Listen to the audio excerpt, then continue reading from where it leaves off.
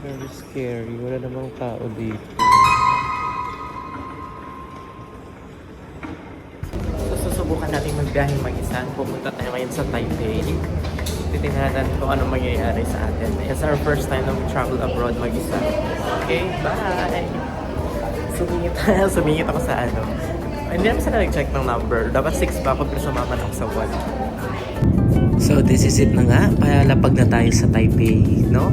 Nakikita natin ito pala yung Taiwan. Parang bulubundukin din. Instead na magpasundo tayo sa hotel, sumakay ako ng MRT nila. Bumili ako ng ticket at merong kwento doon. Sige, saka na ako na lang ikukwento sa ibang video. Now, eto na nga, successfully sa lahat ng kapalpakan, dumating din ako sa lugar. Pero ano to? Ito ang mga katao-tao dito ang building na to.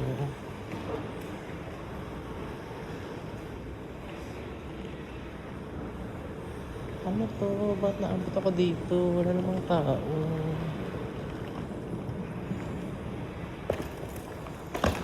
Wala namang tao.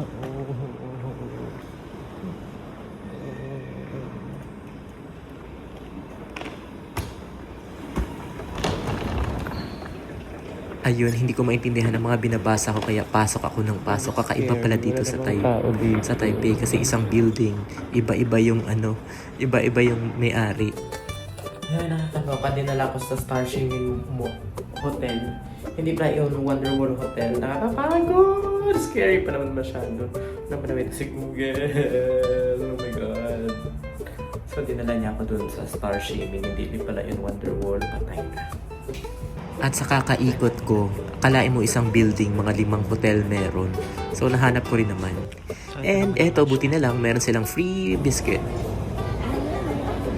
Ayan, hanap muna ako ng makain. Nakakapagod kasi alas 3 pa yung check-in. So, ikot-ikot na muna ako. Tingin-tingin ko anong makikita dito. Nasa sentro pala ako ng Ximending. Ito yung parang pop culture area ng lugar. Ang daming mga buting-ting, anik-anik, mga kung ano-ano pa. And this is my hotel, the Wonder Walls. Pang mayaman.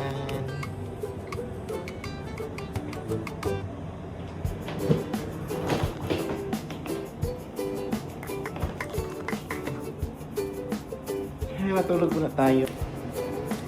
Fairness naman, maganda ang room nitong Wonder Wall. Ito lang ang room ko. 6,000 ang nabayaran ko dito. Parang 13,000 sa Pilipinas.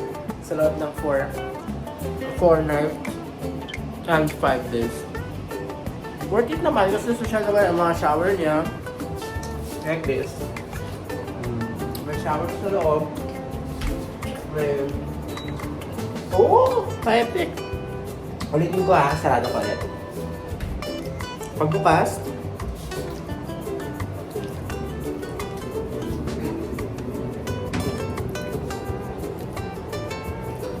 oh my God, grabe! First time ko yata to. Eh, may mga command ang CR nila. Ayan, ayan. Oh, automatic. Kita mo. Very high-tech ang CR nila. Pero matulog muna ako kasi sobrang antok na talaga. Ha, bye-bye. Tingnan mo, grabe ka high-tech ng CR nila. May mga ganyan pa. Mga ganyan. Day 1 with our adventure. Hahanapin natin today si Adrian. Si Adrian. Hanapin natin si Adrian kasi dito siya nag-work. Sasamahan niyo tayo mamasyal. Bye-bye, see ya. Naghanap na nga muna kami ng breakfast, no? Kasi maglalakad-lakad kami ni Adrian. City tour lang to. So, buti na lang andito siya. Hindi na ako magastusan sa tour. Punta kami ngayon saan? Saan nga tayo magpunta? Saan nga tayo magpunta? Sa gondola. Kasama ko si Adrian. Mamasyal kami, tutor niya ako. Okay? So, from Upi, napunta na kami dito.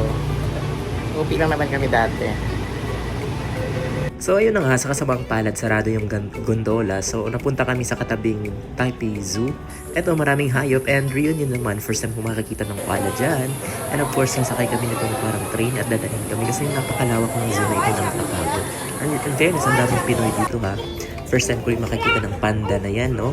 And sakay kami ulit ng MRT and papunta kami sa Taipei 101. Ito pa yung pinakamataas na building daw nila. Ang ganda. Tapos mall ito sa loob. Siyempre, hindi na kami bumili ng This kung is ano. the Taipei 101. Andito kami sa labas ngayon ng Taipei 101, isang sikat na pasyal. Kasama pa rin natin si Rian. So ayun na nga, ang bilis ng oras, ang bilis ng panahon. Mga pictures na meron ako dito sa Facebook ko na lang inano eh. Ito for documentation mo naman. It is not for to please everybody. Kaya pasensya na kung magulo ang video na ito. This is for my personal documentation lang naman. Isang bagay na na-appreciate ko dito sa Taiwan, yung mga tao nakapila talaga para sa elevator kapag nasa right side ka, meaning hindi ka naglalakad. Meron yung mga libreng spot dito sa kanilang park na pwede mong pasukan at libre lang naman yung gusto mong magpa-picture. Katulad nito nga sa labas ng Taipei 101, merong bus na nakatambay na marami naman ding design. Sa unahan naman, meron itong malaking temple, I don't know kung ano to, basta picture-picture lang. Ang daming Pilipinong turista dito. Hindi ko lang alam.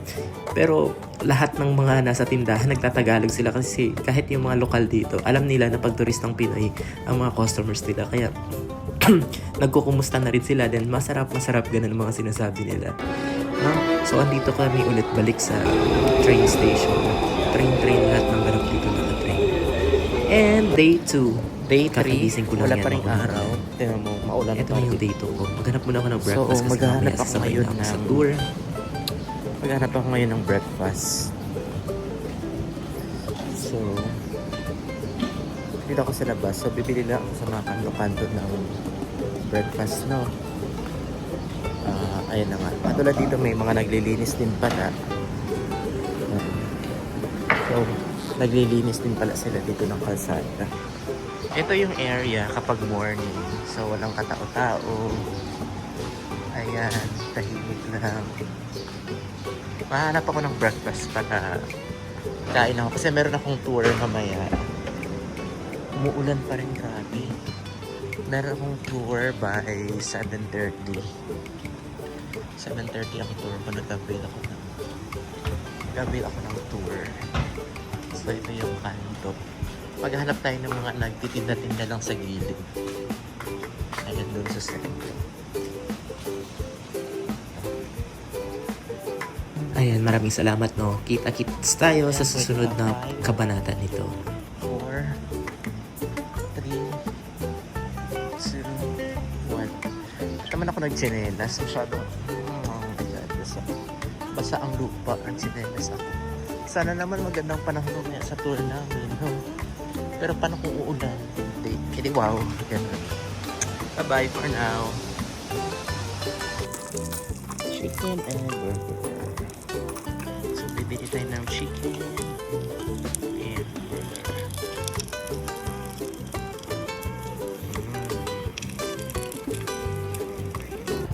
It's our day 3 at sasabay tayo kay Kuya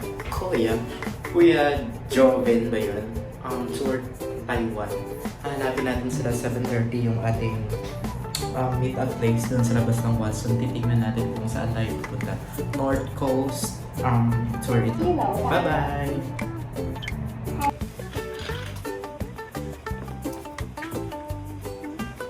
都感谢 Boggy 七呀，来录个人分，1、2、3未到呢。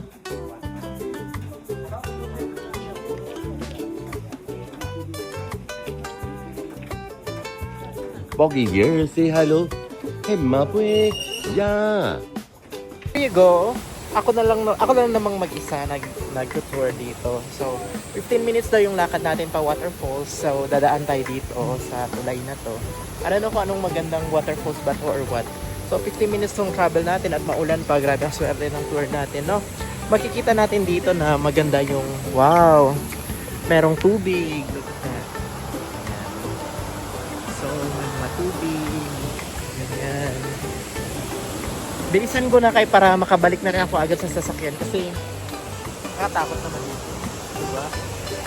O ganyan lang. Bye-bye! Oh my God, nakakatakot. So ito yung may hanging bridge siya. Nakakatakot. It's so scary. Madulas. Parang ayoko nang tumuloy. It's the waterfall, 9:30 pa pala ang bukas. Pero nandito na kami.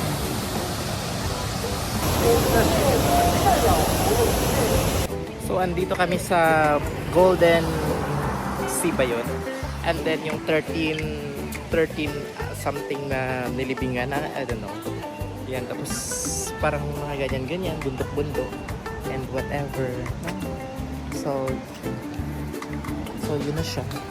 So, pababa na ako. Kasi tapos na yung siya. Ang ganda.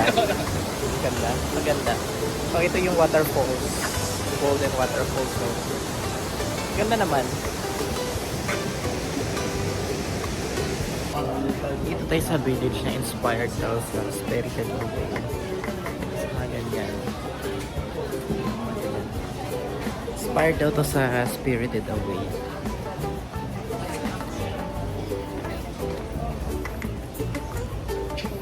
Dahil ang napuntahan ko, no? Hanggang 12:30 daw kami dito, so matagal-tagal dito. So papatayin ko muna ang oras.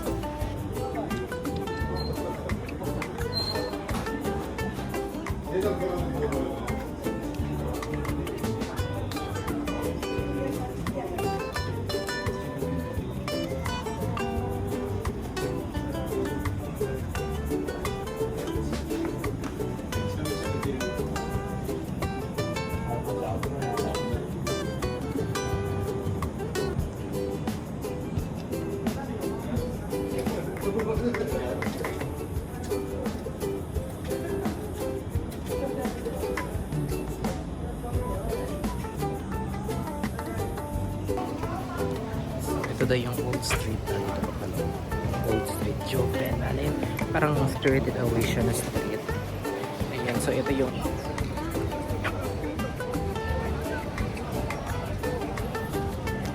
ano kaya makikita natin dito sa Geo Park? Ito yung isa.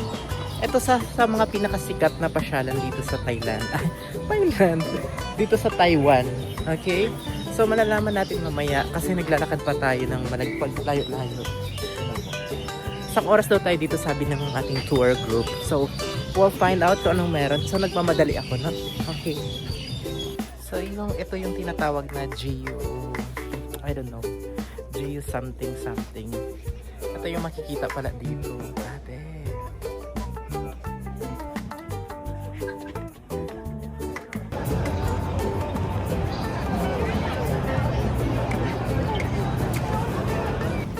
On my 4th day here in Taiwan, it's still raining. Sabi pa rin ulan, grabe. Wala hinto ang ulan simula pa kahapon. So hindi ko alam saan ako pupunta. Bye-bye! Dito tayo ngayon sa Dududong. Sikat ito eh. Tingnan natin kung ano meron. Wala pang tao. Ito lang binili ko. The Raymond and panggupit. I don't know saan ang cashier. Dito yata. So, andito tayo ngayon sa, I don't know, this is red building. Anong tawag nila dito? Something red. Red something, I don't know. Basta sikat to eh, itong something red na ganito. Ewan din, ba't siguro makapasok dito kasi meron silang mga tent. Ganun. Ano tong red building na to?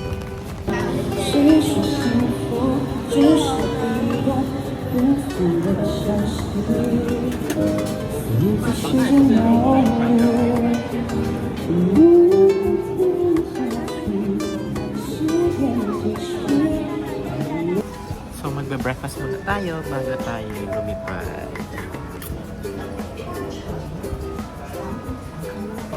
And finally, nakalapag na tayong Manila. Pabalik na tayo sa Manila. Itong bag natin. Sako bag. Nahirapan ako magpili ng maleta. So, nauwi ako sa sako bag. Bye-bye. More troubles to come.